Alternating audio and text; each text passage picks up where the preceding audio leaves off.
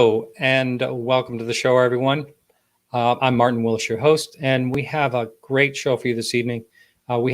First of all, we have Ben Hansen coming up. He'll be on in just a minute, and he's going to be talking about Discovery Plus's, is that how you say that? Discovery Plus's new series. It's called UFO Witness. He's starring in that series. It's a great one. I can't believe some of the people they've had on that show. I was lucky enough to see the screener, but you can see it too. I've been a cable cutter since, I don't know, way back 2011 or 12 or something like that. I guess they call them cable cutters. I haven't had cable TV.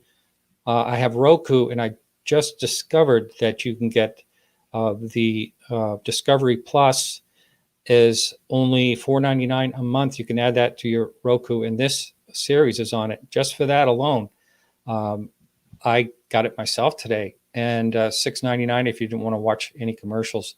So check that out.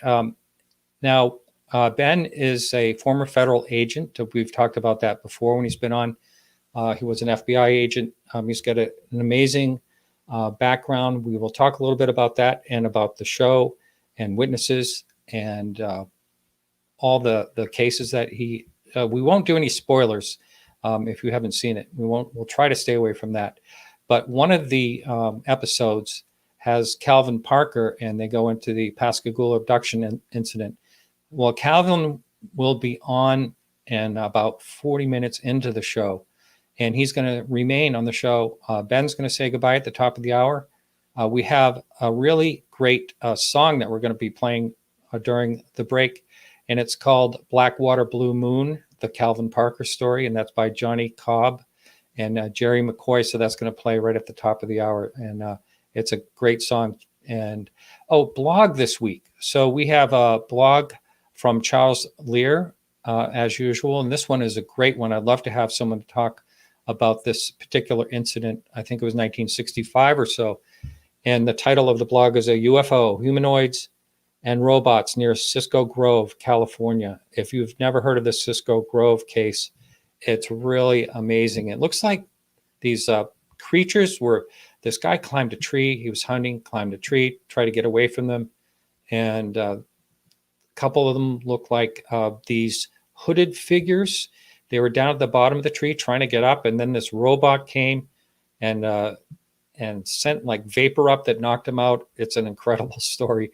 And next week, just to let you know, we have Miguel Romero from Red Pill Junkie. He's going to be our guest next week.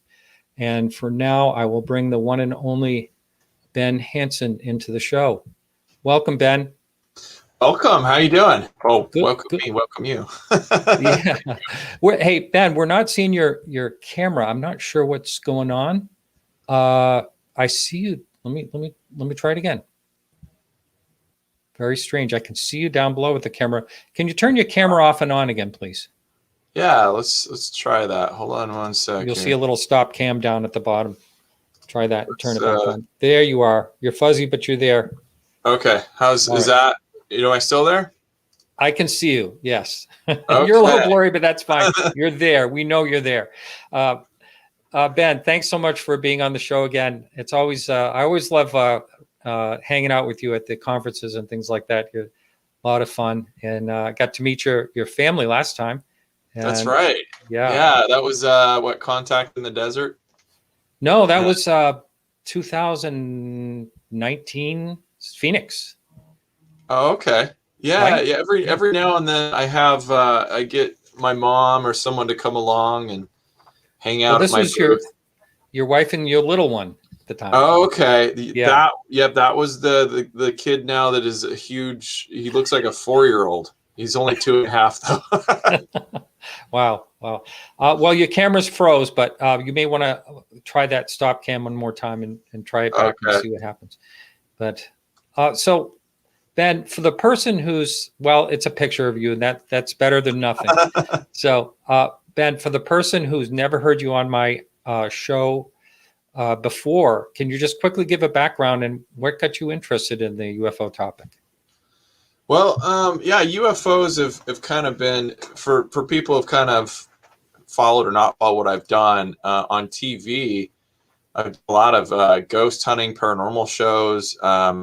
I kind of joke that recently I've been appearing kind of like your next door neighbor, making cameos like in every show.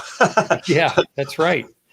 I appear in a lot of Bigfoot stuff and everything, but my show on Sci-Fi, Fact or Faked, what went into all sorts of things from mermaids to leprechauns to whatever. But it all really began with UFOs for me. I was like 5 years old when ET first came out. And so I had this love of the movies and Hollywood and alien shows. And then that led me to cutting out newspaper clippings. And, while a lot of kids were interested in space, I was too, but especially like life forms and the possibility of that. And I couldn't get enough of it. So like a lot of, passions in life, I kind of had to put it away. Get down to my schoolwork. It wasn't really a thing you talked about, UFOs, because people make fun of you. And later on in life, I found myself, I guess, reinterested in the topic. And I went to school through high school, deciding at that point that I wanted to join some sort of investigation agency. And so my degree in college was geared towards that. I did criminology, sociology, and then worked for several years investigating some nasty stuff, child sex crimes and severe physical abuse. But it gave me the experience of talking to thousands and thousands of witnesses of really bad stuff. Sometimes it's really dramatic and hard for people to talk about. And so when people ask me, well, what do you think, like, your background provided you in UFO investigations? And I say, that's probably the key thing. You don't have to have a background in criminology. You don't have to work for some of the agencies I did, like at the state and federal for the FBI. But having that curiosity and the objectivity, because I see a lot of that now where even I have to check myself. If you've seen a lot and you've heard a lot of stuff, you're inclined perhaps to see vague evidence to support your own biasness now. And you kind of have to check yourself and remain objective, no matter who you're talking to. And so I still, like, you'll see me on the TV shows, like, taking notes. That's just a habit that I do because I kind of approach the case as if I had to go to court with it, and I don't write up, full-on reports anymore like I used to, but I still do see it as an evidentiary kind of discovery process. Sure. And you get to, you and I have had this conversation before, you get to learn people, and with your training, I know that one of the things that you've really looked into is you can see the telltales if someone's telling the truth or not. I'm actually taking a course on that. Awesome. Right now. It's really fascinating. Just the little clues that people will give you accidentally, like maybe if they'll look up to their left or, all these different things. You can tell if they're looking at something they're picturing or remembering. So how does that work for you? Has that helped you also when you're interviewing people in the UFO field? Yeah, it definitely has. The thing with nonverbal communication, most of it, what we do is nonverbal. They say 70 to 80%. And so it's both a habit you can form, but it's also, it's got to be deliberate. Like I could sit in a conversation with somebody and just kind of get an uneasy feeling. Like, I don't know that I'm buying what they're telling me, but you really do have to methodically look for certain things and break it down, maybe even after the fact. And so when you go through law enforcement training, it's typically why you videotape an interview and the second person is in the other room watching for these things, not just what they're saying, but they're looking for the cues, looking for stuff that doesn't mesh up. And so there is a science to it, but it's not exact. There's no sure way to tell someone's lying, but we can tell a lot of times they're uncomfortable if they're stressed. And so to be areas to further explore. And it did become sort of a hobby of mine. Is a lot of the books that I read are, in fact, like this whole section over here is all about, nonverbal communication and deceptions. And it can be very helpful when you're talking to people. Ben, do you ever, I know it's totally off topic here, but do you ever think there'll be a day when there'll be a 100% certainty as far as lie detection? And if so, how powerful would that be, and would that change everything? Probably not 100% certainty. I mean, because when we're getting down into looking at fMRI scans and putting people in these machines and they see different parts of their brain light up, they think that is a closer representation. But because people process information differently, again, we're probably only able to say they're more stressed about this. We don't know why. Plus, you have people with different psychological makeups. Sociopaths, for example, they don't react the same way when they tell a lie as a normal person would, Right. And so, I mean, you're probably getting into the Minority Report. Remember that movie with Tom Cruise? And it's like, if you could tell someone's lying, right? Maybe we can predict if they're about to commit a crime too, because their intent. And that would be kind of freaky, because then we're putting people in the prison for crimes they haven't committed yet, or lies they haven't told yet. So really sci-fi.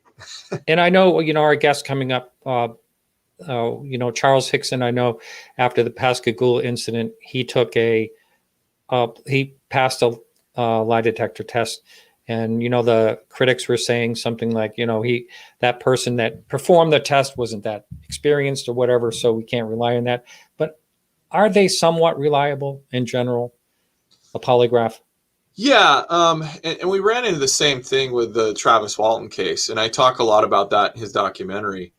On a bad day, if you give any validity to the polygraph, you're talking about an 80%. They say the white paper studies have shown that it's about 80% accurate. And on a good day, they say as much as 95%. Now, I don't know about that, but you're within that range. The problem with the polygraph is it convicts or says that more people are lying than not lying. So you get a lot more, what would that be? A negative, not a false positive, but a false negative, I think is how it would work. So at any rate, that's why a lot of truth tellers get caught up as being liars in a polygraph. But the other way around, somebody who's telling, it would be harder for a liar to be passed as telling the truth, if that makes sense. So it errs more on the side of favoring the truth tellers, or I'm sorry, the liars, as opposed to the other way around. So there is some validity, I think, but the reason it's not accepted in most states in court is because there's just too much of an error factor, and so it's used more as a tool for them to say, hey, let's ask this person more questions about this topic, and it's corroborating evidence rather than like a just direct, this is true or not. And so it is helpful, and what was the most helpful is if you take more than one witness and you have them tested multiple times, the compounding statistical evidence of it is incredible. And that's what happened in Travis Walton's case. Yeah, you have seven crew members and they all take it and pass it multiple times. If you believe in the polygraph at all, the chances they're lying is 1 in millions, if not billions. Wow. That's, isn't that something? Dave Altman says hi to you. Hey, Dave. Yeah. Crazy Dave, they call him, right, Dave? He'll love that I said that. So let's talk about the show. Now, I believe you told me, and by the way, your camera works about once every 30 seconds or so. Oh, no, man. Yeah. But we know you're there. So did you tell me, maybe a few years ago that you were getting involved in the show? You said, I can't tell you what it is, but it's going to be about UFOs. I believe this was this show you were talking about. Yeah, it probably was, because we filmed most of the UFO Witness starting in November of 2019. Yeah. We got to about February, March 2020, and then COVID shut us down.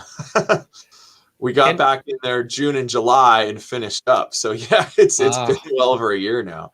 Yeah. Wow. And so you wrapped up the season basically in June and July. Yeah, we had some very restrictive measures that we had to follow to finish up, back east, and we were lucky enough to be able to do that because it's like it's been such a journey putting the whole thing together. And the way that they typically film is you'll do a season of something, and within about 3 or 4 months it starts airing, right? And so this one was such a longer process that a lot of us were just wondering, okay, well, where is it going to finally show up?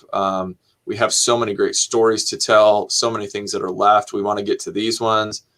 But as networks go, we got to wait and see how this airs and how it does. But we're ready to go for season 2. I mean, I'm not announcing it, not by any means. We're ready. We have so much. The response on this from the media and from the viewers has been amazing. I'd like to talk about some of the episodes and some of the great witnesses that you have, but I also want to be careful not to, spoil it for someone. So we just have to, and I'm sure you realize that too.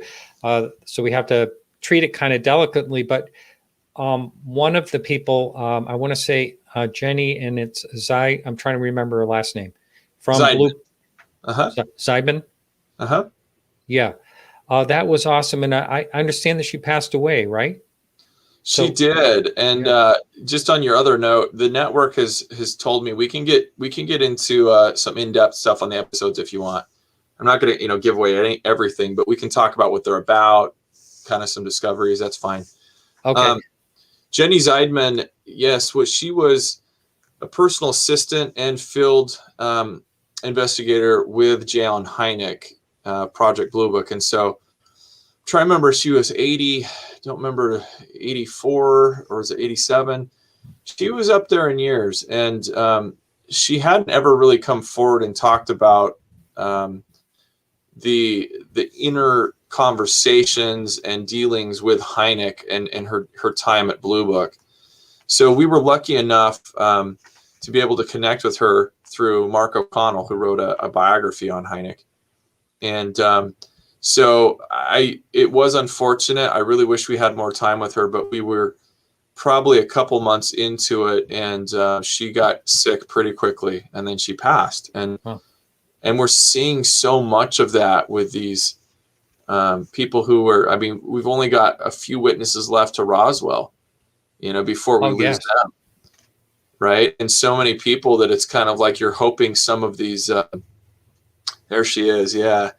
We're hoping that some of the military officials, those who are involved in some of these earlier incidents, we're hoping that before they go to their deathbed, that they also will disclose. And some of that's some of the most powerful testimony. Why would you lie to your own children and to people about these things, knowing that you're going to be leaving this world soon? And like in the case of my grandfather, it's like, that's why deathbed confessions, have special latitude, when it comes to the law and what they allow in courts because of that circumstance. Absolutely. And I would like to talk a little bit about your grandfather and your father. But before we get there, something you just touched on, and that is, I remember the gentleman's name was Mark, and his father was in the military. And he had those documents when it came to, he actually said that his father told his children that he saw aliens when it came to the Roswell crash. Can you talk about that? Yeah, so I was thinking about this today because every now and then, and I don't like bantering on Twitter or Facebook, but I do appreciate skeptical, perspectives, and I consider myself skeptical. But what I mean is, there's this gentleman on there. I was talking about the recent disclosure that happened with Tony Bergalia and the FOIA request that he got back. And someone jumped in there and in the exchange said, well, there's none of this is proven. There's absolutely no evidence that the government has debris or that this is alien.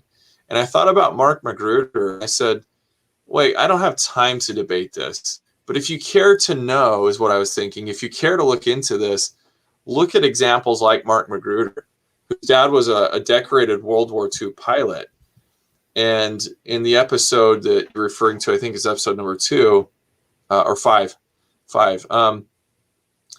Before he died, he sat down with his sons and started to tell them about this second career that he had in the military, a second sort of secret, role that he had.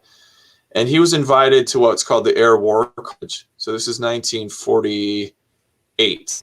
Okay, Roswell happened in the summer of 47, so the spring of 48.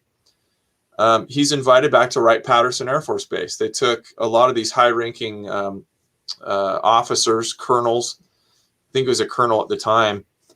And they wanted their opinion on what they called the problem, the situation, I think is what it was. And they showed them debris from Roswell. They were told it came from Roswell. Okay, so there you have confirmation the government, yes, did take the debris, not a weather balloon. He handled the debris. He handled the hull of the craft they were told came from Roswell. He rocked it back and forth. They had it there on the ground. And he saw at least 2 different occupants, that one was dead and the other was still alive. And his description was it was similar, humanoid, but it was definitely not human. And so he goes on and on over the couple months left of his life and tells his kids as they're asking him questions. And sometimes he would answer, sometimes he'd be vague.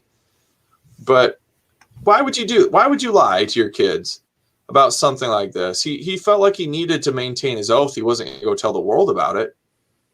But, it's World War II heroes and people who are in that era that are coming out, have come out, have discussed this. And we think that of course, Roswell probably was one of those keystone moments where the government really became involved. Right. And, you just mentioned witnesses. Are there there was 1 or 2 witnesses left from Roswell, right? And you didn't get to interview. I mean, are they still available to interview? I think I've spoken on another project through Don Schmidt, who connected us. It was I think that was part of the CW show that we did. I was able to meet one of the last witnesses. I want to say, oh gosh, her name escapes me. It's not Freddie. I can't remember. I'm sorry, but she was a child at the time. Her dad was I think he was the fire department, like a chief battalion. He was, or if not the chief of Roswell Fire Department. And he responded to the crash wreckage. He snuck away some of the pieces of it and then was able to show his family and brought it back to them. And so when word of this reached the military base and they started sending people out to tie up the loose ends, they got a visit from, I think he was an intelligence officer stationed there.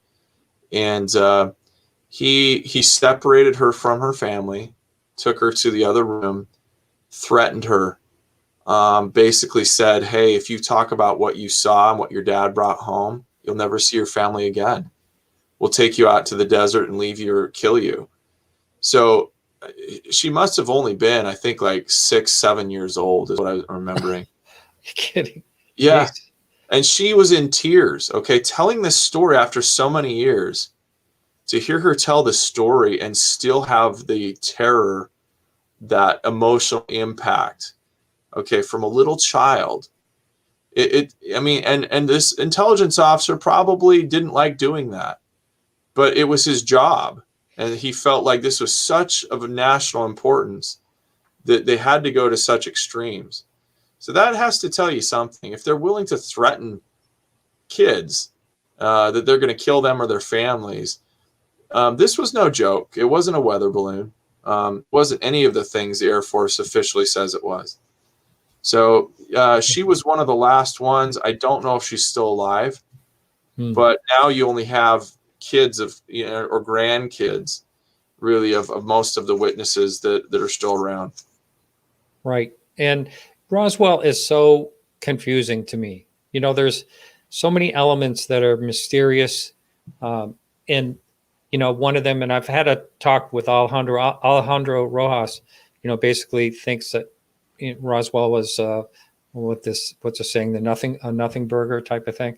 But there's so many things about it that are big question marks for me. First of all, the thing I say when I talk to a skeptic about that, why would they even put it out there that the Army Air Force, you know, captured a disc? I mean, there was no reason for them to put that out there in the press to begin with. I mean, just that alone, and the skeptics have said something, well, it's better that than let them look at that and think about that instead of the mogul, you know, that was put up to spy on Russian, you know, nuclear development. You know, they didn't have the machine in place yet. And what I mean by that, I see the comments, people reminded me, thank you, it was Freddie.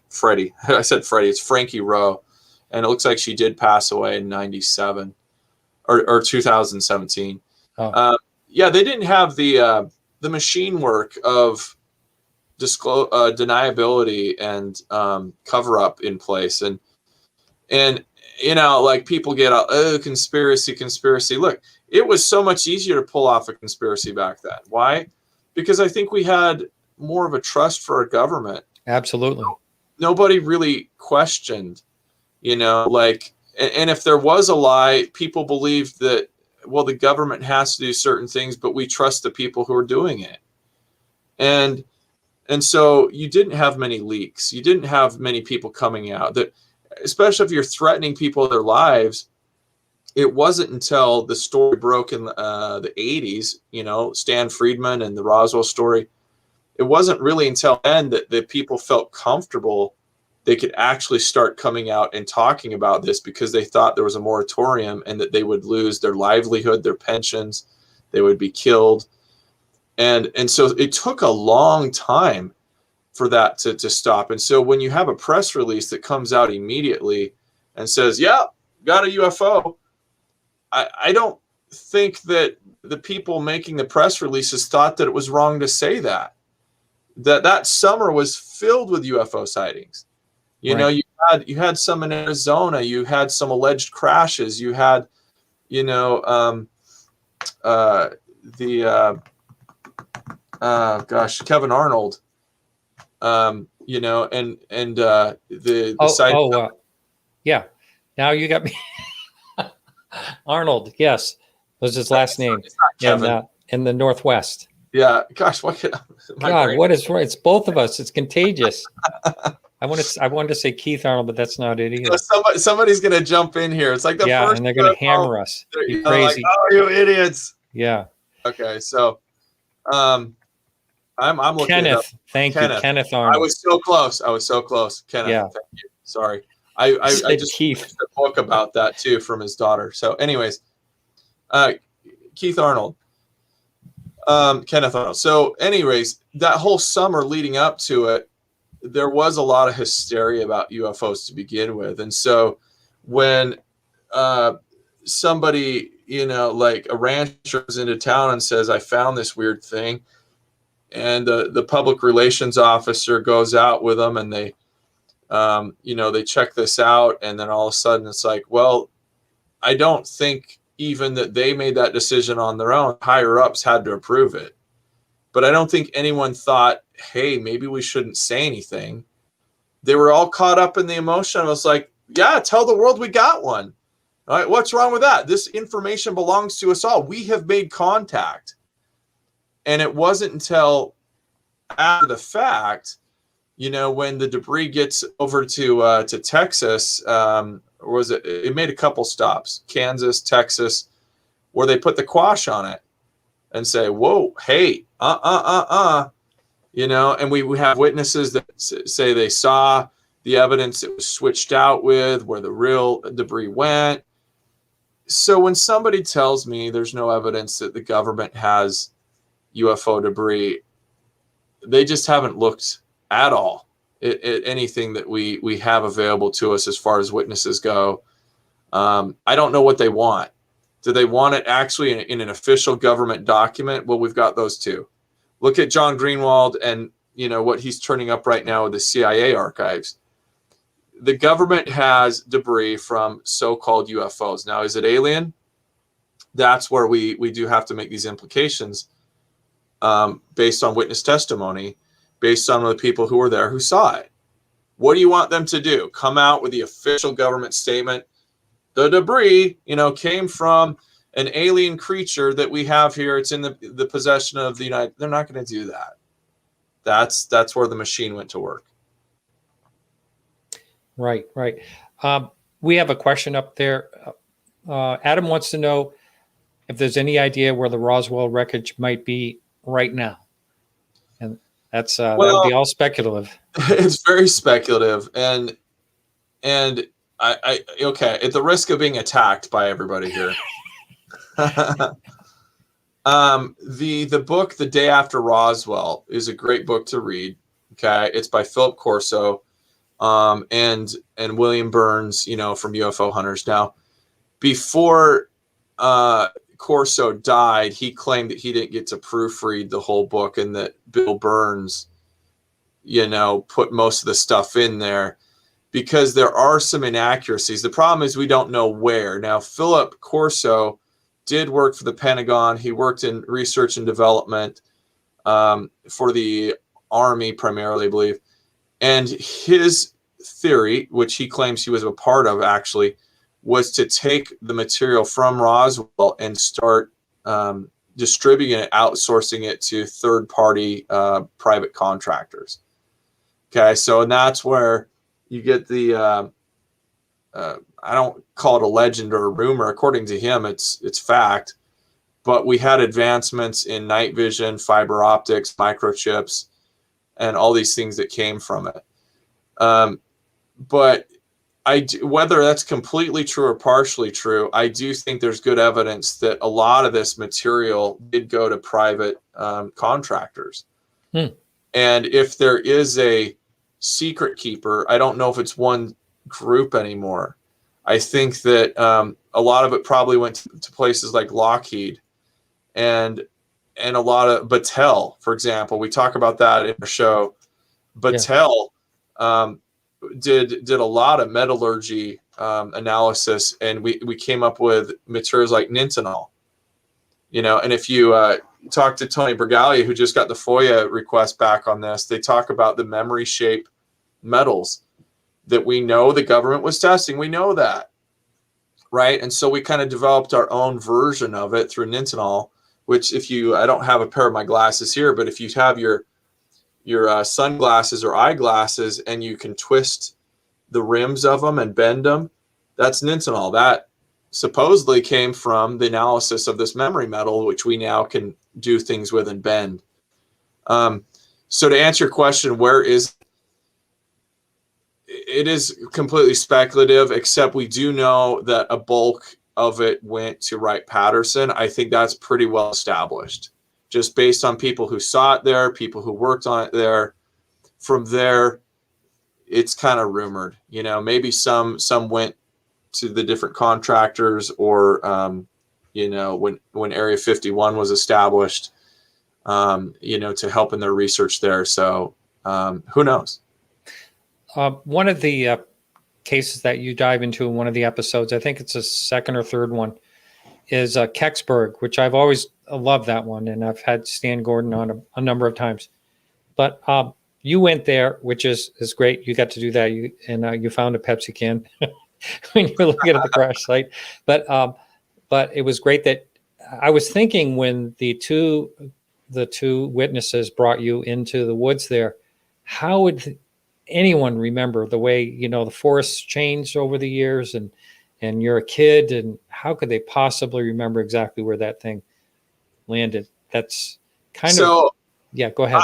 I was so stoked to actually get to Kecksburg and to have someone even direct me towards a very general location, because if you look at the landscape, the things that don't change are the hillside. And if I don't know how much of that was covered in the actual show, but there's a hill that goes down. You can see it from one road, and then there's a private property from the backside that goes down. And in this little valley is a lot of, I guess it would be like scrub oak and some trees like that. And there's a trail that is, you could see it's grown over, but vehicles could go down in there.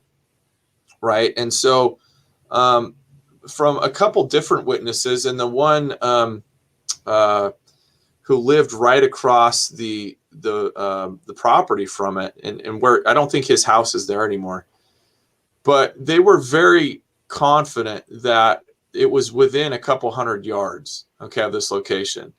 And so my goal when I got there was to look at the trees and say, okay, look, could any of these trees actually have been here? And there's some sizable ones that definitely would have been there. And you could look at the tree rings and all that stuff.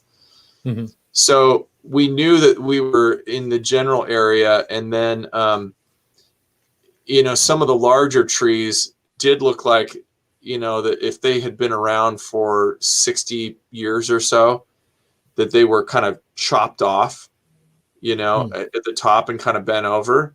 And it's speculative, but in my brain, I'm thinking, man, if something had come crashing down here, could it have left kind of lopped off trees that just stopped growing and died, in that area? And that's where we started searching. And I really wish I had more time there, because with permission from the owners, I would tear the place up. Sure, get an excavator in there, and well, a little at a time, gently, with metal detection and all that. Underground radar, whatever they call that. Yeah. And I see people commenting here about the soda cans and the pull tabs. Yeah. Pulling up that Pepsi can, I'm glad they included that in the edit. It was because I was actually there on the site Googling, how old is a Pepsi can that still had the tab on it, and trying to look it up to get an idea of how long that thing had been there. And it could have been the 70s, early 70s, right? That's what I got to. I think in the 70s is when they stopped using that. So maybe it was an era of Kecksburg, but what it said was this area, first of all, the topsoil, it wasn't that well. I did dig a lot. I actually gave the shovel to one of the crew guys. You didn't see it. I'm like, come on, guys. We don't have to film me doing all of this. That's dig right. Yeah. You need a body double in there doing it. Hey, before we're going to bring Calvin in just a minute, but before that, just a couple things. First of all, I had no idea that there was a Men in Black story about that. Maybe we'll get a chance to talk about that or not, but that kind of shocked me because I never heard that before. But the other thing is, before we bring Calvin in, I'd like for you to talk about the episode with your father, because I thought that was really, really good.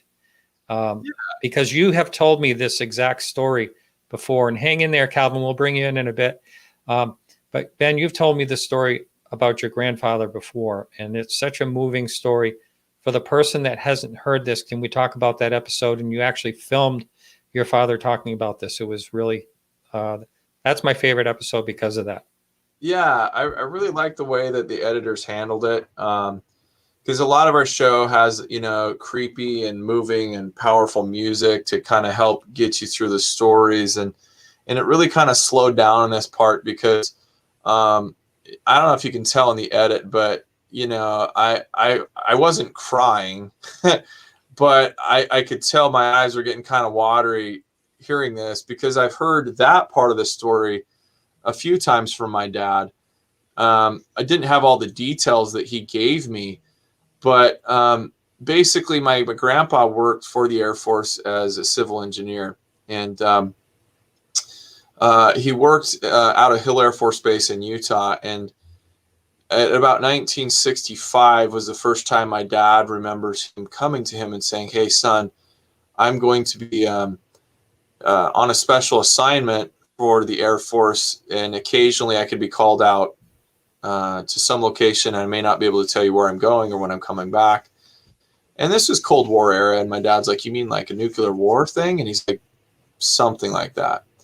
So in the summer of 65, I think was the first time that he got a call, and my dad would sometimes have to drive him to the airport or to the Air Force base, get on a flight, and he'd be gone for sometimes 2, 3, 4 weeks.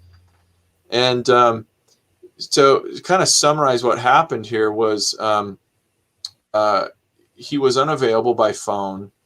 My grandpa told him that he was working underground when he was at Wright-Patterson, which is where the Foreign Technology Division is for the Air Force. And he was underground doing things. He would never talk about what he did. He remembers he was alone a lot. He was very lonely, he said, where he worked, and he only knew people by first names.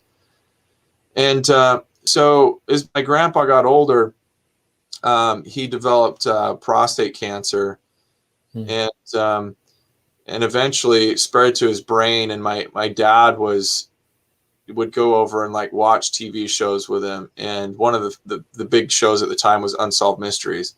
And this is when they started talking about Roswell and stuff in the late 80s, early 90s. My dad was like, hey, wait a second. Weren't you at Wright-Patterson? And they're saying this debris went to Wright-Patterson. And I don't have time to get all the details of it, but talking about Philip Corso, Philip shows up on the screen, and my grandpa's like, oh, it's old Phil. Haven't seen him in a while. My dad's like, you know this guy? Wow. And so that was kind of another little weird thing. But he would ask him questions, and he would ask him about aliens. He'd ask him if this stuff was true. And he's like, you worked there. Didn't you know something? And for the longest time, my grandpa would laugh. He'd change the subject. And one day he actually got really mad. And he got up and he said, look, we've got to get out of here. They were at the gym at the time. And so this went on until they didn't really talk about it for some time, and he's on his deathbed. And this is the story my dad tells in the episode, and he's holding his hand. And my grandpa is just within a couple hours. I didn't make it to the hospital. I was on a date, actually, and I meant to stop at the hospital on my way home. But my dad had this time alone, and he looks at him and says, son, I know what you've been asking me, and I want you to know that we're not alone.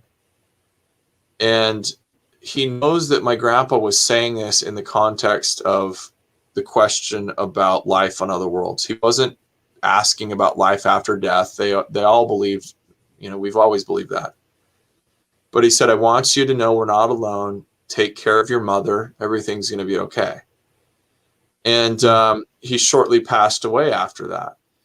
And so that episode really dives into my dad and I trying to match up some dates, trying to figure out if there's a timing of when my grandpa was going out there, what he may have been working on, what was this special team he was a part of, why was he underground when Wright-Patterson to this day denies they have an underground complex, which is just laughable. I mean, come on.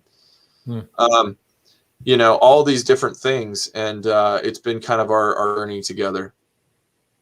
Yeah.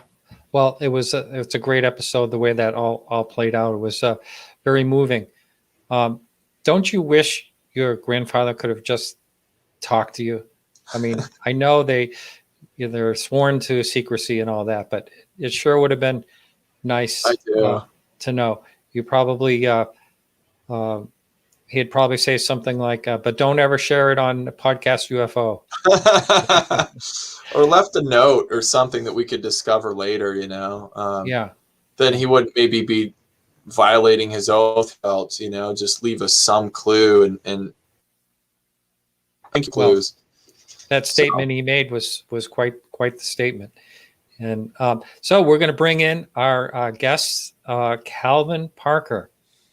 Welcome to the show, Calvin. Thank you. How y'all doing? We're doing great here. Yeah. I've been sitting here listening to Ben. That's pretty interesting. Well, thank you. Yeah, we never had time to get into that when I was out there with you. It's No. kind of my personal connection to all this. But I was into UFOs a lot before I even knew that my grandpa had a connection. So maybe it runs in the blood. Along those lines, Ben, did you said you watched like Unsolved Mysteries or something like that? Did your grandfather react to any of these type of shows? When you were Oh just yeah. sitting there?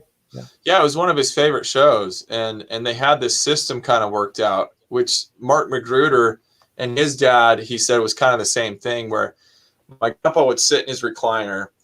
My dad would bring in, like, it was usually like a ham and cheese sandwich and a drink, and they'd sit down and watch it together.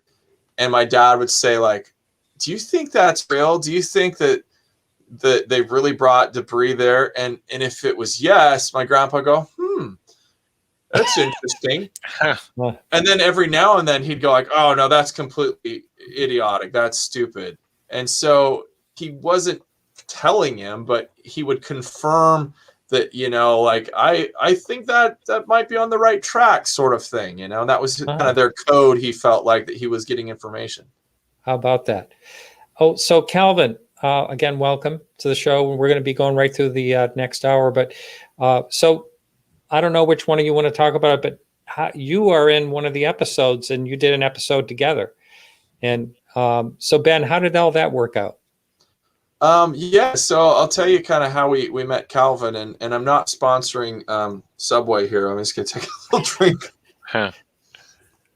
It's getting a little bit dry. But if Subway wants to sponsor us, feel free. So we were doing an episode on abduction cases and looking at different features of different types of entities that are reported. I, of course, had heard of the Pascagoula case, but I honestly didn't know much about it. And I think Calvin would agree here. When he first came out and began sharing a story, there was so much almost revulsion against a lot of what they had to say, because it didn't fit the traditional, if there was a traditional sort of description of entities at the time. And it was very bizarre, and they got ridiculed so much so that, and then Calvin can tell you more about that, but he went kind of into hiding. He didn't want to talk about this. And so the story wasn't as front and center. It didn't, like Travis Walton's case, eventually they did a movie on it. They did all this stuff, and Travis tried to hide too. He didn't want to talk about it. Yeah. But with Calvin, I didn't know much about the story. And as I always try to have an objective mind, if you look at what happened to these two men, it sounds like a sci-fi movie. But if you withhold your judgment and you get to meet someone such as Calvin and talk to him, he is the most humble, straight earth guy. He and his wife are just you just get this vibe that everyone's capable of lying, but if there was somebody he would least ever suspect, it would be Calvin. Right? Yeah. And so that's the vibe I got from him when I heard his story, and I learned the evidence surrounding the case, how law enforcement was involved, how the military was very interested in what they had to say, how you have two witnesses, you have then other witnesses who saw the craft, in the area. It builds a very strong case. And so to me, Calvin Parker's incident is a testament to me that no matter how bizarre the story sounds, you've got to spend the time and look at the ancillary witnesses, the other evidence, and talk to the person themselves if available. And then it may not. And so it was a great this episode when we're trying to figure out, if there's a pattern from back then to now, and if people are still having similar experience. Yeah. Yeah, Ben, you're cutting out a lot. We really can't do much about that. There's only 4 minutes left to this segment anyway, and we're going to dive right into Calvin's story in the next hour. But Calvin actually approached me after a blog came out back in 2013.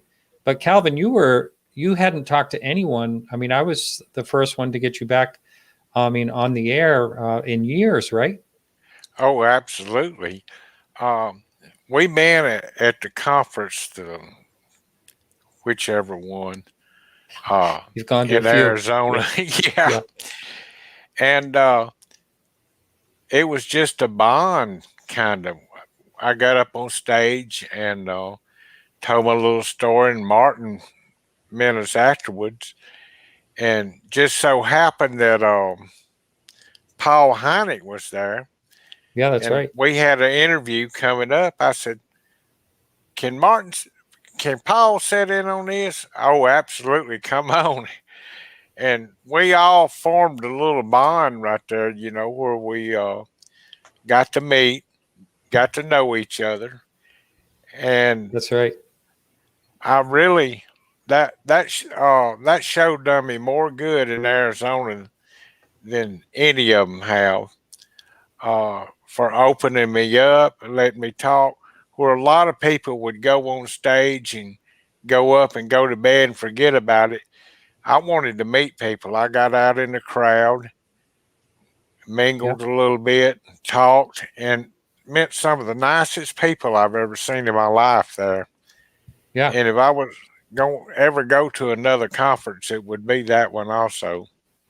Yeah. So Ben, we have just 2 minutes, 2 minutes left, unfortunately. But so you got down there, and did you ever look into any? We're going to be talking about this in the next hour, but did you ever look into anything like the secret tape the police recorded and things like that when you were looking into this case? Yeah, absolutely. And I think in the episode they play some of that audio, if I remember correctly. It was circulating online somewhere. Somebody has a copy, but I can't remember if it showed up in the episode. That's right. It's bad audio. The audio is really tough to hear, but it's still. Yeah. And I'm sure you guys will talk about that, but that also was something that really pushed Dr. Heineck into believing the case, because it was a surreptitious recording, and a lot of times you will capture in a criminal situation, the accomplice is talking about something once they don't think it's in there, like, let's keep our story straight, sort of thing. Right. But you hear the genuineness of the fear and what the two were discussing when they didn't know they were being recorded. And so it's probably illegal to do so in the state to do that now, but it's a good thing that they were doing it, because it kind of really supports that idea that this was a genuine encounter, and got Dr. Heineck to back them up. If I don't say nothing else, I have the full tape now, where when you walk in the sheriff department and they interviewed us both separate, that's all on tape, besides the secret room and a secret tape that they thought is also on it. So I was able to get all that, the original reel to it. Oh, awesome. Yeah. And that's great. I'm going to try to look at it, and I'll get y'all a copy and send it to you. All right. Well, Ben, thank you so much. Calvin, you're going to hang in there. Ben, I really appreciate it. It's always nice talking to you, and always nice seeing you as well when that can happen. And so again, it's Discovery Plus. The new series is UFO Witness, and check that out. You can get that online streaming. And thanks so much, Ben. You're welcome. Thanks, Martin, and thanks, Calvin. We'll catch up with you later. You're welcome. Nice All right, talking everyone. to you again, Ben. You too. So here's the treat. We got in the break here, we're going to be playing a little thing called Blackwater, Blue Moon. And I don't have, here we go with the credits on that. It's kind of important. That's the Calvin Parker story. This is a song by Johnny Cobb and Jerry McCoy. Here we go.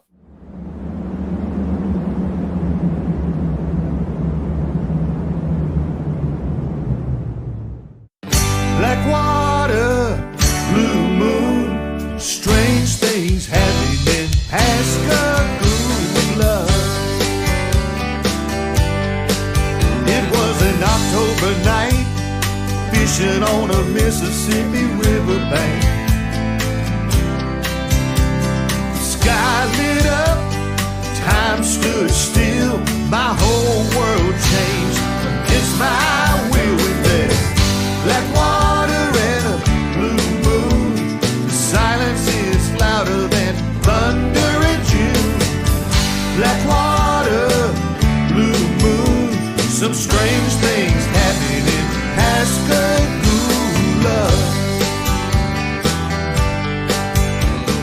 Man I was will never be the same. Will folks believe or think I'm insane? Whole thing's still a mystery, why they took my friend and me. There was Blackwater and a blue moon. Silence is louder than thunder in June. Blackwater, blue moon, strange things happening in Pascagoula.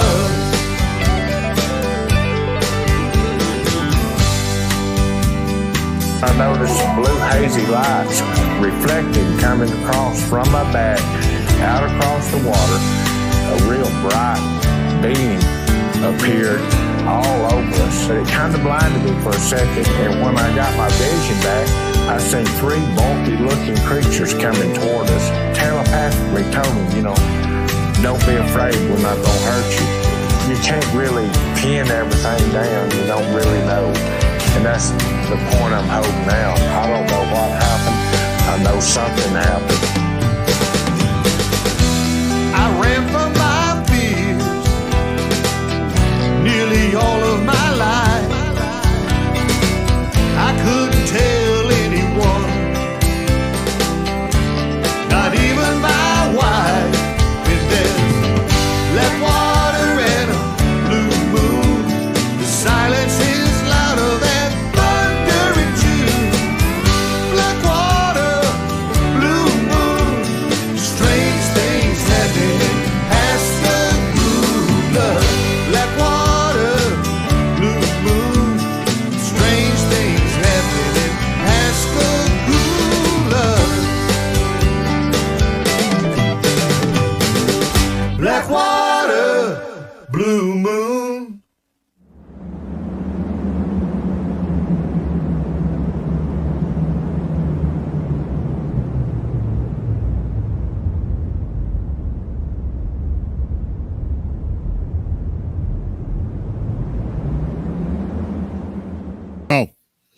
All right, everyone. Welcome back. I have Calvin Parker on. Calvin, how are you? Good to have you back here. Great. And It's good to be back, Martin. Since you've been on the last time, a lot of things have happened. We can talk about that. But some interesting on my side is I never really looked into the early part of the reporting on your story. And so thanks to Philip Mantle and some of the stuff that he's helped, along with a great website. And there's a great page, and there's an awful lot of research that I was never even aware of at the time. And I'll see if I can figure that out. I can actually bring that up possibly. It doesn't look like I have it right here. But there's a lot of research of the, for instance, a document came forward that actually when they examined you, they found puncture wounds on your left arm, I believe, and actually on your leg. And also Charles, he had puncture marks on him as well when he was examined. Yeah, both of us did. And I felt like we had some kind of injection there, but didn't say nothing. Then once we got to the Singing River Hospital, and then Dr. Heineck seen us and Harper, they just verified, yeah, that's some kind of injection mark. Wow. So Yeah. I think that was more or less to relax us, because when they did that, I really didn't care what was happening. Yeah. That's the biggest thing. That's what I was reading. And what I read was your interview right away with the sheriff that night when he interviewed you. I read the transcript of that, and everything that you've talked about over the years is right there. The one part that's they left the room, you didn't know that they were recording you, and you and Charles go right into this thing and how you were just a wreck, basically. I mean, you said you needed something to calm your nerves, and nobody's going to believe you. And this is when all the while you had no idea that you were being recorded. And No, absolutely not. it's so great that the police officer had the foresight to do that, and that it's now it's a record.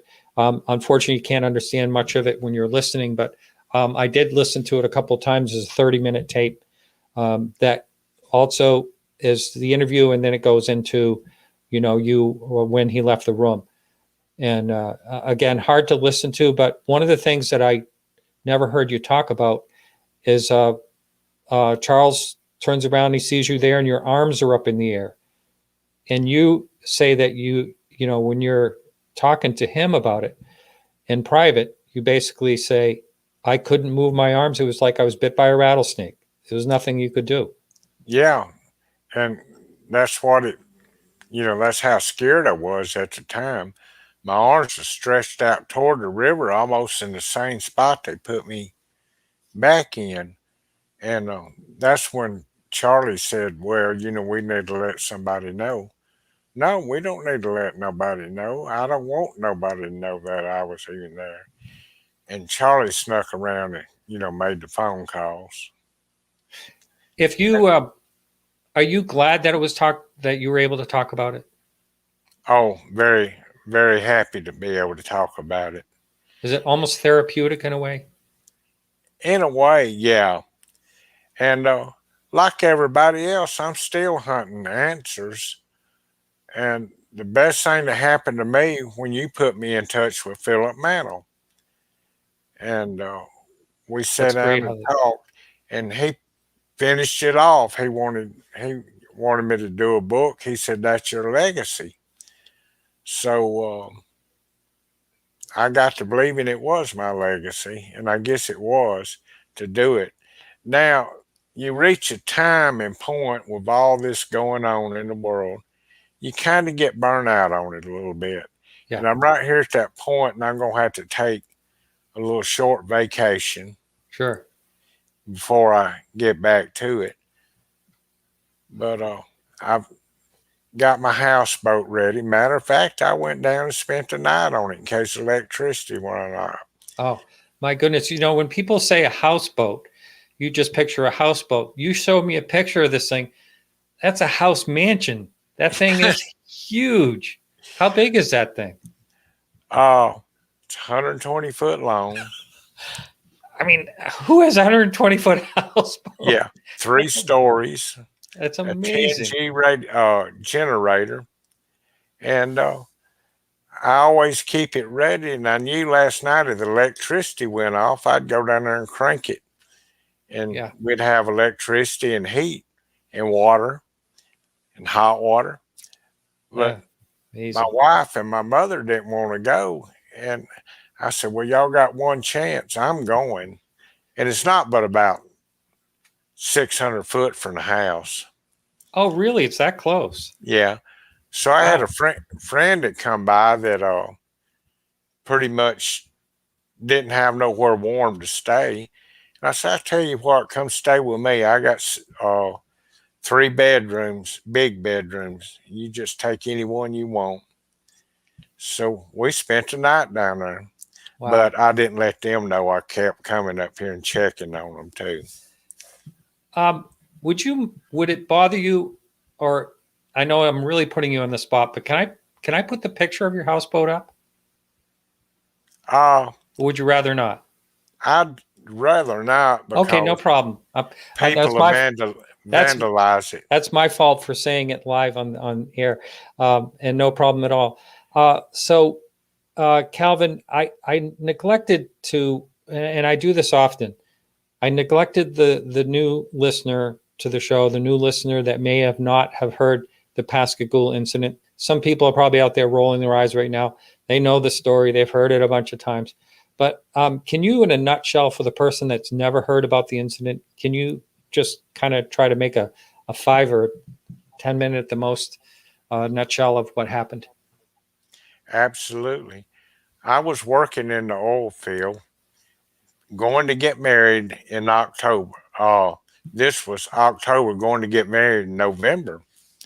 So I was needing another job because all I was doing was staying gone, putting in the hours. So I called. Daddy told me to call up Charles Hickson and talk to him. He said, "Yeah, son, come on down. I can give you a job fitting, ship fitting if you can weld." I said, "Yeah, we'll get through that." So I loaded up, went down there, and he had a room for rent, and I leased a room for him. Well, the next day we get up to go to work. So I went and got my brass, my physical. That was the second physical I had, first physical I had that day.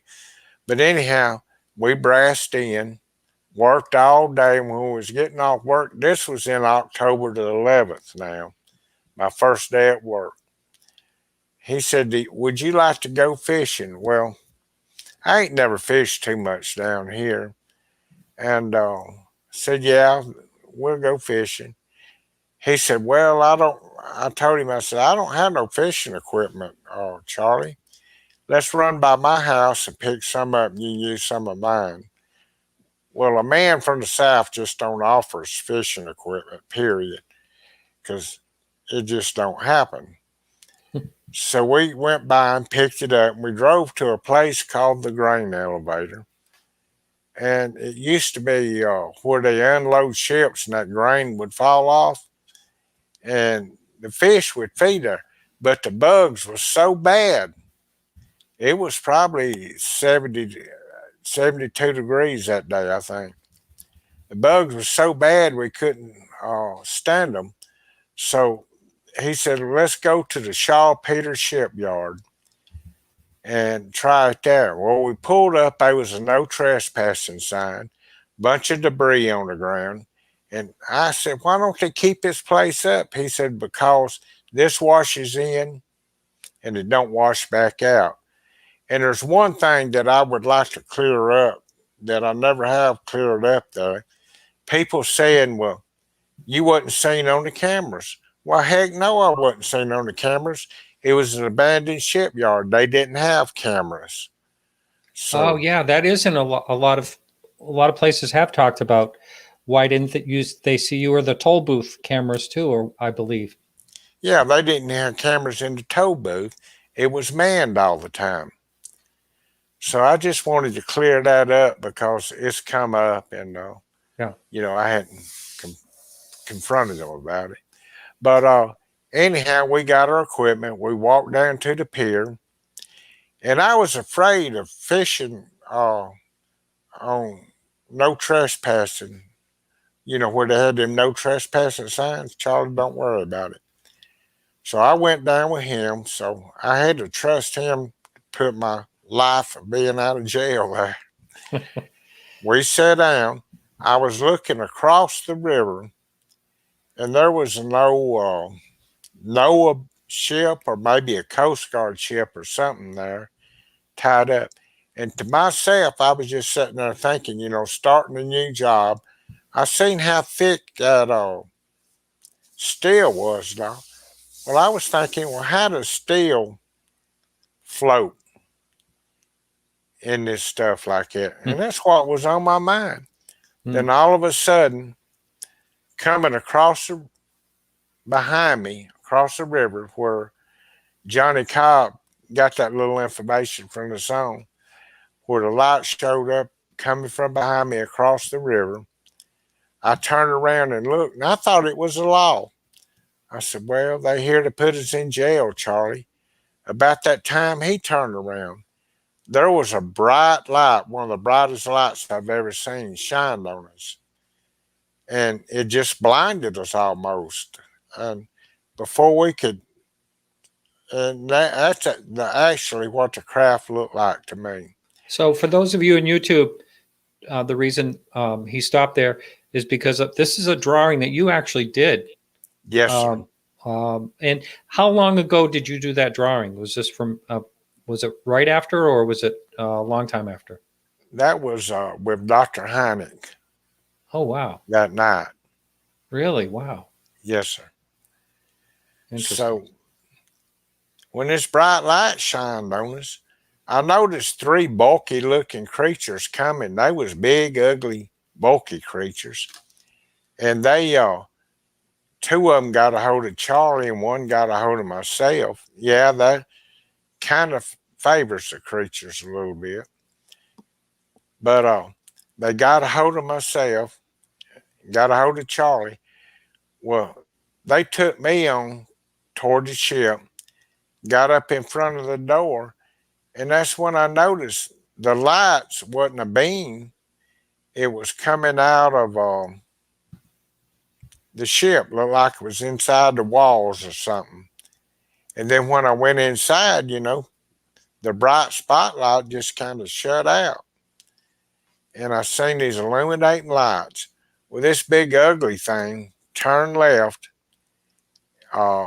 went down the hallway, and took a right just a few feet down there.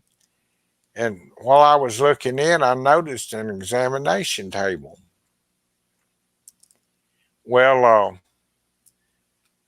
this creature, the big ugly one, carried me over, laid me on my back, didn't strap me down or nothing right then. And there was something about the size of a deck of cards.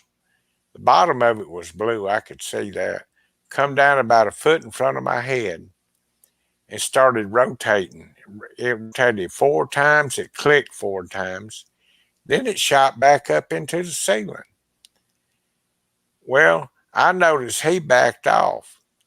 But what I didn't know then, when they picked us up, they gave us what I call a go to hell shot.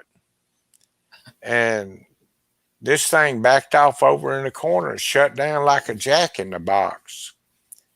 So I didn't hear nothing or didn't see nothing. I could roll my head a little bit, and I rolled it to the right, and I sensed a presence in there, kind of. And it was this alien woman that came out. But she looked normal. She looked to me like just a normal old redneck girl. And she's the only difference I could tell, her 2 middle fingers on each hand was a little longer. Well, she kind of pinched me by the jaw a little bit, or kind of did it like your grandmother would. And then she grabbed my chin, pushed down with one hand, took her other hand, inserted it down my throat. And I was starting to gag and bleed. It felt kind of like she wanted to go up my nasal cavities. Well, it was choking me, and I was starting to bleed, and she pulled it out. Telepathically, she said, "We don't mean you no harm." But I was thinking, lady, the harm's done. And she pulled this out, and I was bleeding and all. And she summons that big ugly one, because I was fixing to leave there if I could. He come back over, grabbed me by the left arm again, gave me one more injection while I was on board the ship to settle me down. Then she kind of backed up out of the way a little bit. And that's when she made a little mumbling sound, like an alligator mating call that you'd hear down here. And it just travels all over the water, the vibration. And he jumped up and come and grabbed us and picked me up and escorted me out the ship and back to where we were originally picked up. And I was standing with my arms stretched out facing the water, and I couldn't put them down. And Charlie was on his hands and knees, and he got up and said, "You okay, son? You okay?" Well, by then it was all over, so it wasn't no need to panic. He said, "Let's sit down here and talk a minute." So we pulled up a log, sat down on the pier, and was talking. And he said, "Well, we need to let somebody know." Of course, back in, they didn't have cell phones or computers. And I said, "No, we don't need to let nobody know. I'm going to get up in the morning. I'm going to work. That's going to be the end of it, Charlie, and you do the same thing." This is kind of where Charlie and I had our splitting on all this. He said, "Okay." So we got up, went to the car. Well, on his side of the car, it was my car, but on his side, the passenger side, the window had shattered in place. And when we opened the door, it fell out. And I sat there and tried to crank that little rambler and wound on it. The battery should have run down, but it didn't. Finally got it going. It was running rough, and we left. Well, when we pulled out, I noticed a car that was there was still there, but I wasn't taking no time to visit. So we left and we was going back to the apartments, and there was a little, some kind of little curb store over there that had a pay phone. Charlie said, "Stop here, let me make a call." Well, I thought he was going to call his wife, tell her we was a little late coming in. So I pulled up. We neither one had any change, a nickel, but he did manage to find a couple of nickels under the seat. He went to the payphone, and I didn't know he was calling Keesler Air Force Base at the time. And they told him to talk to the local sheriff department or the local law enforcement. And I still didn't know all this was going on. So he come back to the car, hunted another nickel, put it in the phone. He called the Jackson County Sheriff Department here in Pascagoula, Mississippi. They said, "Y'all stay right there." I know what they was thinking, because plus I had already talked to the man that answered the phone since then. So anyway, they showed up, and of course I was the one driving. They shined their little flashlight in the car, asked me to step out. Charlie's sitting there like a big possum. And I stepped out. He said, "Follow this light with your eyes." So I kind of followed that little light. He said, "Now, here's what I want you to do. I want you to get on one leg, bend your head back, close your eyes, jump up and down, and touch your nose." He wanted to see if you were drinking, obviously. Yeah. And I said, "Hell, man, I couldn't do that if I was drunk, much less sober." But anyhow, I took all the little sobriety tests. He said, "Look, you don't appear to be drinking anything. Why don't you get back in your car? Y'all come to the sheriff department, and we'll take y'all's statement." So that's what I done. You know, by then you didn't want to try to outrun the law. They had my tag number and all. Drove back to the sheriff department. Went in, they took Charlie in one room and took me in another room, and they was interviewing us. They were taping them interviews then, and I didn't know they was taping that part. Then they put us in a room together. And while we was in there, I noticed one of them walked in and kind of looked in the drawer, and he must have turned on a tape recorder. Yeah. Turned around and walked out. Well, then me and Charlie was talking about what happened. And a few minutes, the sheriff come up, and he must have went and got this tape. And the sheriff, Fred Diamond, said, "Look, I want to talk more about this, but y'all tired. We know y'all not drinking. Go home, go to bed, and I'll see y'all tomorrow." Well, I didn't really think they'd come out to the shipyard, so I took them at the word. I went home, took all my clothes off. Back in, they had paper bags, put them all in a paper bag because they was bloody. And I remember a long time ago, my mother used to wash me with bleach when we'd get poison ivy or something. Mm. So I thought bleach would cure all. There was a gallon of bleach on the back of the tub. I turned the shower on, got a little damp, poured that whole gallon of bleach over, rubbed it in, Oh, that then must have rinsed it. burned. Oh, it did. It was terrible. So I got my shower and the bleach. Then I got out of the shower, slipped on some clothes, picked up my little paper bag, which that was a mistake then. I should have kept it, but they didn't have DNA back in. Yeah. So I carried it out and put it in the dumpster. Went in there and tried to go to sleep, but I couldn't sleep with all that going on. I bet. And got up the next morning. Charlie was sitting there. I said, "You ready for work?" I didn't know what he had told Blanche or not, so I didn't want to sit down and have to hear it. He said, "Yeah, let's go." So we was on our way to work. And when we got to work, I did notice one thing.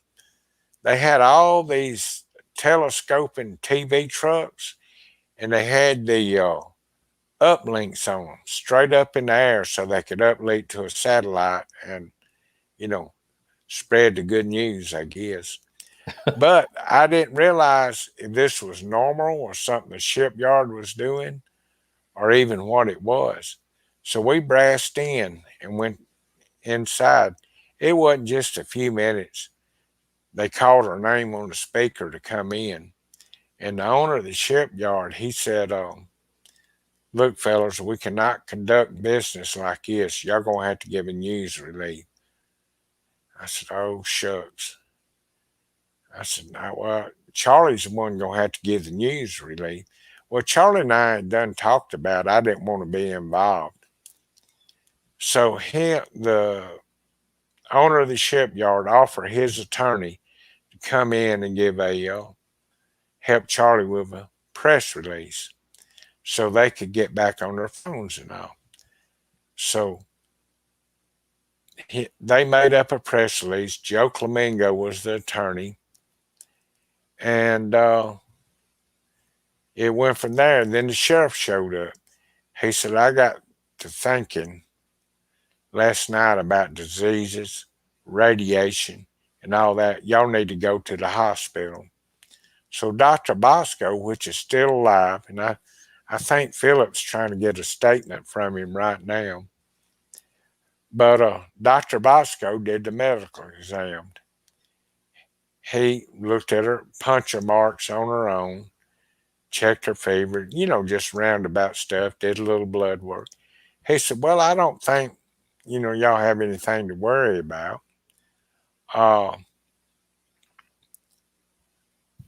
But y'all do need to go to Keesler and get a radiation test." Well, the sheriff said, "Well, I'm going to drive them there." Keesler was about 30 miles from there. Well, at the time Charlie talked to them, they didn't show no interest in nothing. So they drove us up to the docks. The docks told everybody to stay in the car and for me and Charlie to get out. They scanned us with something, not a Geiger counter, but one of them things to detect radiation, and decided that we really didn't have that much radiation. I had a little bit, but that came from me working in an oil field, handling these little radiation tablets to go in these tools to calibrate them holes. So when they got through, he hauled all clear. He said, "Now they want to see you in the back office." Well, here we go walking down the hall, one of them escorting us. They opened the office. That was the longest walk. They opened that office back there, and it must have been 100 people in there. It was military brass, every police chief from the 3 lower counties, every patrolman, a lot of the patrolmen down there. So they walked in. They said, "We're going to do an interview." And they did. I was kind of afraid to lie, but I still wasn't going to put myself out there on a limb because I didn't want no publicity. they got through just as nice as they could be. They said, y'all can go. So we walked back out and got in a patrol car. And when we got back into the patrol car, Sheriff Fred Diamond said that there was somebody that wanted to see us for us to be sure and see him before we left. And that was Dr. Heineck and Dr. Harder back at the office. So they took us in. And Dr. Heineck interviewed me first. Dr. Harder interviewed Charlie. Then we switched places. And but I felt comfortable around Dr. Heineck. It was kind of like talking to family, and I didn't know how my family was taking this.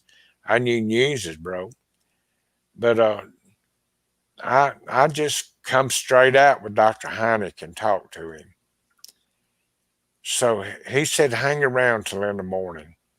So we hung around, went back up there in the morning, and he was all upset because the police department didn't treat the place where this landed like a crime scene. And he said, where are you going to be the next few days? So I'm going to be home. You know, I hadn't talked to my family. I hadn't seen how they doing. I got to go home. So he gave me his card with his phone number and told me to call him. If I needed anything, wanted to talk about anything. Said, okay. So I left and went home. Well, my family never asked me about this, and it was all over the news. My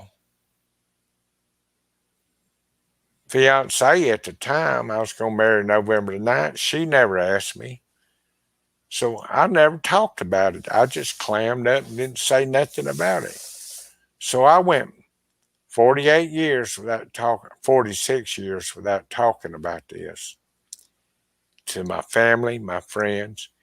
And that's where Philip, my wife and Philip was wanting me to do a book.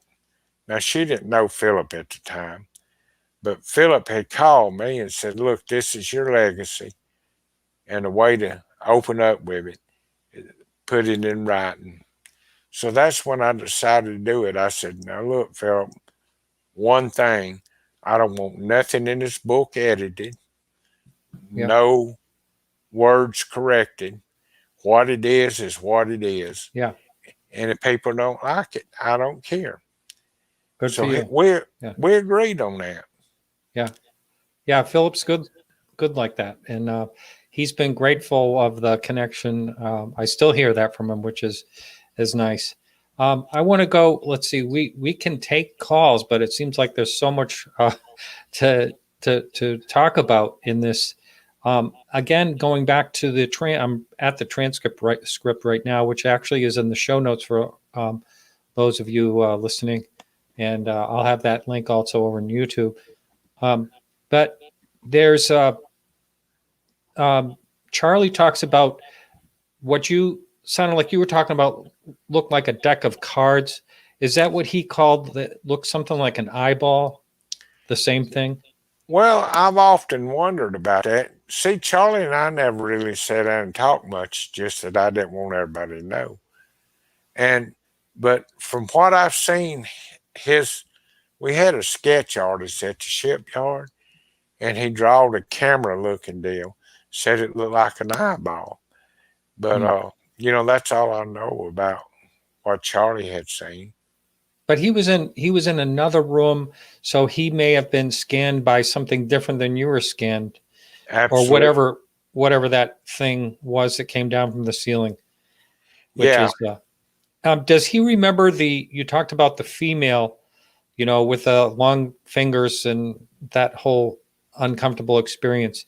Did he also talk about seeing the same female type being? He didn't to me. Now, I don't know if he might have talked to somebody on the show. Now, he did describe the big ugly ones. Down right. Matter of fact, him and that sketch artist, Larry Flint, got together and drew the big ugly one. It looks just like him. Yeah. I don't know if this is it or not, but you don't remember now. Charlie, even right then, he was talking about the conical things, but he didn't focus on it like he did after. But you don't recall that when the three beings that came out of the craft, when the craft opened up and they floated over to you. This is one thing I don't think you mentioned, that it was like they floated like a foot or something off of the ground. Yeah. And you like floated, and he describes that even when the sheriff is out of the room and the secret tape, he talks about being floated and carried around like he weighs nothing, Yeah. You'd figure it would hurt, Of course, I didn't weigh much back then, 130 pounds. But you would think it would break your arm, just pick you up by your arm, but it was no pain whatsoever. And floated right over the top of that marsh grass. Do you remember, were you upright when that was happening, or were you actually, you were? No, I was upright. Okay. You were? Uh-huh. Yes, sir. And I can't even imagine this whole experience. And of course, in the transcript, it says how you're a mess, basically. You don't know how you're going to get through this thing, and no one will ever believe you. I mean, has that feeling been with you a long time? Like, how could anyone believe this actually happened? Been with me 46 years, and that's the reason. I tell you what I was going to do. I was going to do that book with Philip, and I was going to buy 10 copies and give them to my family and friends and let them read about it in there, so I wouldn't have to sit down and talk to them.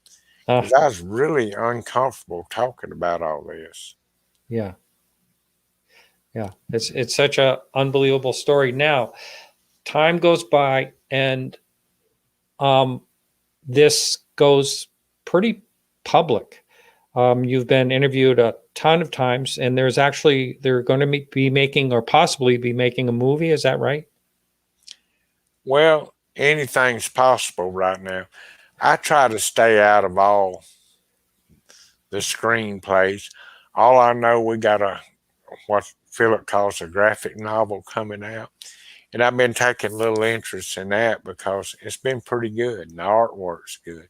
Matter of fact, you showed some artwork on it when we first come in. Jason Gleaves, who's been on this show in the past, made this diorama. I'm going to pull it up for the YouTube. I could put that in the show notes as well. Okay. You can see it up there on YouTube. That's the diorama and the three beings. Now, when Charlie's describing the beings, he said he didn't know if they had one leg or two. Did you get any type of look at them at all that you can remember? Yeah, pretty good. Looked like their legs didn't have a seam down them, where they could separate, but I don't see why they would need legs if they could float. Which is so bizarre. I can't even imagine what was going through your mind when they started floating, coming toward you. I mean, I just can't even imagine. And when you actually saw them coming toward you, you had the river right there where you couldn't go anywhere, right? I mean, you could have gone to the side maybe or something. No, that was no abandoned shipyard, and there was metal and concrete and all in it. I looked around, but I just didn't have time to figure an escape route. Oh, so. Wow. I think what I'm going to do, I mean, I have a lot of questions to ask you, but I think I'm going to let the listeners call in, and I'm going to bring Bill in, and we are going to take calls. The number is 855-472-5483. And give a call, ask your questions. Calvin's here. It's your opportunity. And I hope that Bill, you're all set. Just put in chat that you were all set for the calls. Yep, he is. All right. So the lines are open. Anyone can call in. Again, that number is 855-472-5483. So you ended up getting married. I met Wynette, wonderful woman. I really enjoyed, spending time with you in Arizona. And Um, what was her? Did you talk to her about it? You know, you said you didn't when she was your fiance, but when you got married, is this something that would come up over the years, or is this something you've had to bear all on your own, basically? Never came up from none of my family or friends. Wow. They knew how I felt about things, and they respected my privacy. I The see. only time I started talking about it with them was when that book come out, and I did give them all a book. Oh, you did. You did do that. Yeah, I Yeah. ordered 10 books and I handed them out. So, Wow. All right. Well, we have people already. We have Mike from Cincinnati. Welcome to the show, Mike. Mike, can you hear me? Bill, it's not coming through. Hello? Mike, are you there? Yes. Oh, good. Phew. How you doing, Mike? You got a question for our guest? Yes, Martin and Calvin, great show. And Calvin, you're a brave man. I appreciate what you've done. My question is, I know Charlie Hickson, I believe, went on the UFO circuit for a while, speaking and everything, and you used his money to make a movie about this. I was just wondering if you saw the movie that he made or had made, and if you agree with what was shown in that movie. I can't remember the name of it. I saw it a long time ago, but that's my question, and I'll hang up so other folks can call. Thank you all. Thanks for the call, okay. John. But to answer your question, I never knew Charlie made a movie on it. I'd like to see it. Oh, you never saw that? Well, let's see the way these calls are coming in. That was Mike. I'm sorry, Mike from Cincinnati. I guess that's who that was. Mike, if you want to call back on that line and leave information with Bill, I'd appreciate it on where that Calvin, and actually I would like to see that too. So now we have John from California. I'm not sure. Did I call him John before? We have John from California. You on the line, John? Yes. Hi. Welcome to the show. Thank you so much. I'd like to ask Calvin a quick question, if that's okay. Oh, yeah. That's fine. Hey, Calvin, I see a lot of similarities in your experience with the Travis Walton case. I know you've probably been told that a million times. Have you ever been able to, in the past, get together with Travis and compare notes, or did you see some similarities in what happened to you all? Yes, so we got together. We both had booths at this conference in Phoenix. So I got to meet Travis and spend a little time with him. And he seems like a good, down-to-earth person. I don't know.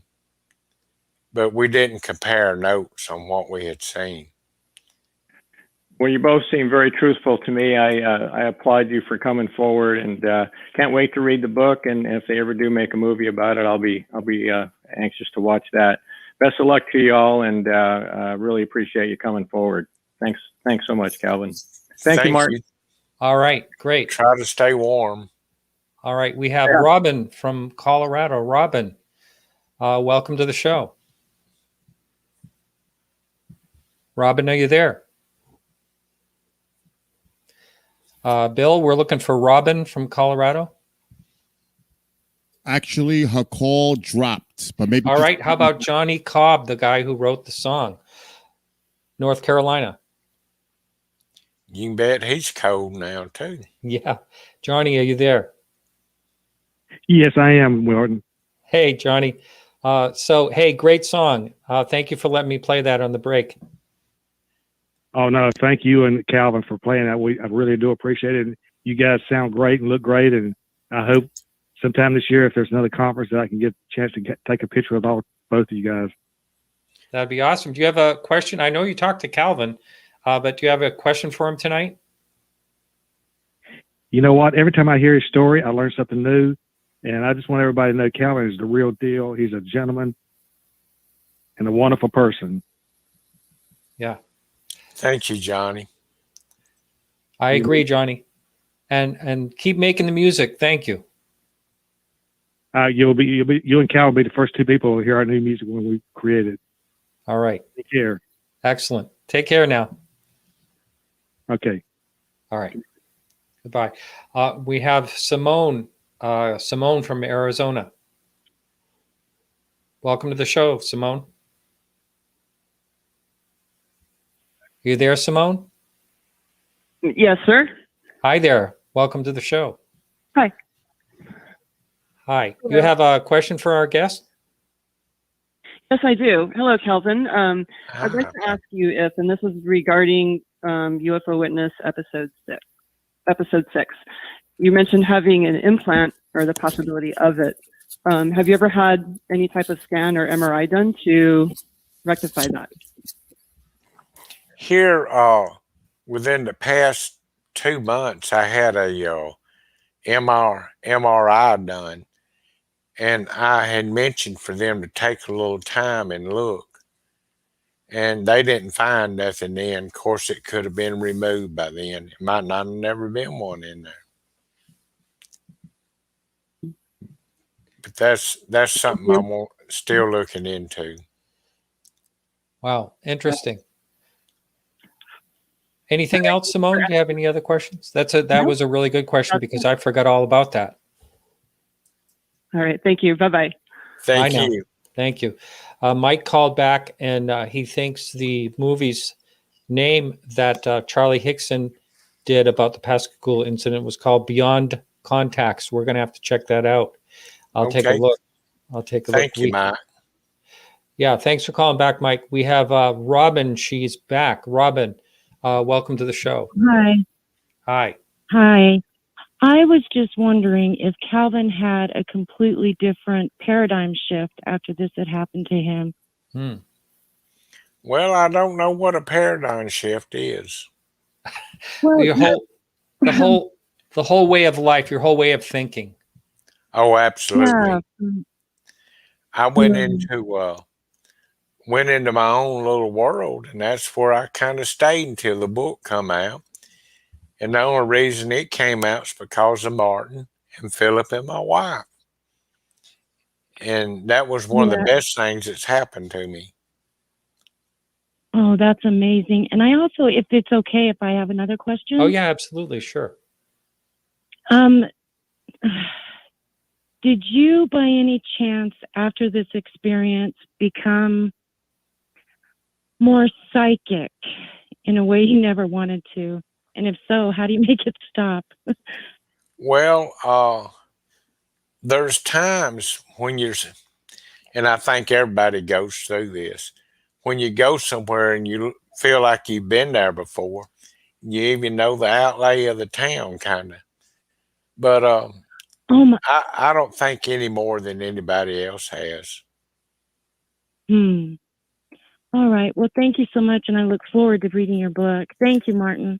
Thank you. Thanks for calling back. Yeah. Bye. I know. Yeah, we had a ton of callers all calling at the same time. Now the lines are open. Again, that number is 855-472-5483. Keep them coming in. Calvin, you mentioned on that episode, and I believe we might have talked about this when we were in Arizona, but you had something else happen to you. Do you want to talk about that? Well, we don't have much time to get into it, but back in 1983, May of 83, I had another abduction case and actually got into a physical fight with the one that abducted me. But I had to go, when I left and went home, I had a friend that had been wanting me for years to talk to me, and he was with a TV station, a local station, and I would never do it. But when he came over, I told him a little bit of what happened. He said, hold on a minute. I've been looking this stuff up, and I know Bud Hopkins, and let's go see him. Well, Bud was doing a seminar in Florida, Tampa, Florida. So we loaded up. It's not but 12 hours from the house. Went to Tampa. He went in there and talked to Bud and told him who I was. I wouldn't go in and talk to him. I didn't want to be recognized. So I told him who I was. And he said, well, y'all go to my room. I'll be through here in a few minutes. So Bud gave him the key to the room. We went there and just let ourselves in. Well, when he got there, he talked me into letting him hypnotize me. And he did. And we went back, and then I followed up here not long ago with Kathleen. Okay. These gold years ain't quite as golden as what they appear to be. No. But if you need a break anytime, you're welcome to take a break. It's no problem at all. We have Derek called in, and we only have 5 minutes left anyway. So Derek, welcome to the show. Hey, thanks so much, Cal. Great show, and great to meet you, Calvin. Appreciate your story, and thanks. Very interesting. Yeah, it's something that marvel at. And try to keep it quick. The question I had was, I think Michael Stratt was on the show before, but he was good at detailing, or good historian at bringing up various cases. But yes, I've been an independent researcher for quite some time, and yours is very outstanding from the standpoint of the beings. And I was wondering, within you trying to get or acquire some other answers associated with your experience, has there been any other close similarities to any other people that have had a similar type of experience with that type of being? Because it was really outstanding in how they looked and operated in being robotic. And I haven't heard anything else similar to that. So I was just curious where that was concerned. And I can take a question. I'm not for sure if I've seen anything any closer or not, because here lately I've been kind of concentrating on mine. But what I'd like to do is come back with Martin. And there's another episode in 1983. And I really want to get into that abduction there and all. It tells a lot more detail. It just takes about an hour and a half to get into it. We'll definitely do that in the future. We'll definitely do that in the future. One of the and I'm going to pull the no more calls at this point. I do appreciate the people that called in. Thank you for doing that. Calvin, one of the things he just mentioned, there was another case where the beings they thought floated, and that's the Ariel school incident that happened in South Africa in 1994 or 5. I can't remember the year exactly, but they actually kind of said that they looked like they were floating. But it also brought me to this question: the female being of the 4 beings that you encountered, was that being actually floating as well in the craft? Do you remember that? No. I've often said, she looked real normal with the exception of them 2 middle fingers, just like a little redneck country girl from down here in Mississippi and Louisiana. Matter of fact, that's... Yeah. Okay. I'd like to talk about her because I've never really did. And I'm sorry for interrupting a little bit there, but how about hair and dress and things like that? She had hair. It was, we have an artist, Philip and I have an artist that is doing a real pro picture on her. And we've worked together on it several times. It's just not really right now, but I'll be glad when that photo gets here. But she was normal as far as I was concerned. I told my wife if I'd been somewhere drinking back when I was younger, I would have asked her out on a date. But she would not after she put her fingers down your throat. No, not after she kind of gagged me there a little bit. So color hair, was it blonde, brown, red? It was kind of I want to say a bluish blonde. It's really hard to describe. Ahead of her time. Yeah. Yeah. And clothing, do you remember that? Yeah, she had on a jumpsuit. And as far as breast, she wasn't really blessed with none of them that I could see. So Okay, maybe that's not usable on their in their evolution. might not be.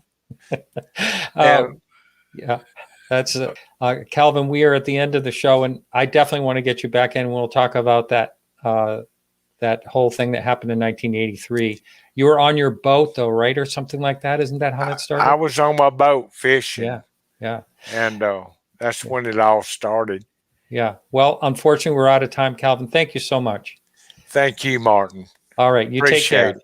All right, talk soon, and take Okay, care of buddy. yourself.